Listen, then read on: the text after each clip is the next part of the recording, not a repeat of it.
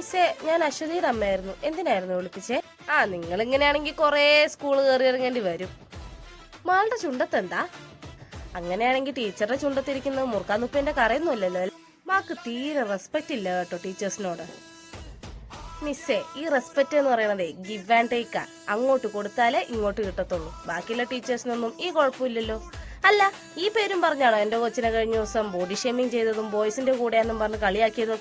അല്ലെങ്കിലും ഇപ്പൊ ഈ ബോയ്സിനോട് ഇത്ര സംസാരിക്കാൻ എന്തായിരിക്കുന്നേ? അങ്ങനെയാണെങ്കിൽ മിസ് ഈ ലിപ്സ്റ്റിക് ഒക്കെ ഇട്ട് വരുന്നത് മാത്സ് സാറെ കാണിക്കാനോ അതോ വേറെ വല്ല സാറുമാരെയും കാണിക്കാനോ? സൂക്ഷിച്ച് സംസാരിക്കണം. Mind your words. മാളുടെ നാക്കിന് നല്ല നീട്ടമാണല്ലോ. ഹൈവേയുടെ നീട്ടമുണ്ടല്ലോ നാക്കിന്.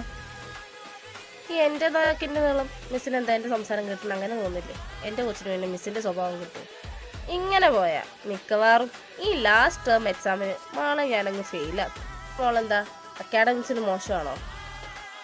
അതല്ല, ഇനിയിപ്പോൾ മിസ്സിനെ ഫെയിലാക്കിയേ പറ്റൂ എന്നാണ് മിസ്സിന്റെ തീരുമാനമെങ്കിൽ ഞാൻ എൻ്റെ മകളെ ഈ സ്കൂൾ മാറ്റും.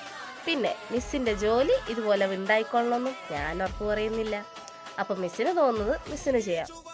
ഓക്കെ മിസ്സേ, എന്നാൽ പൊക്കോട്ടെ ഞാൻ.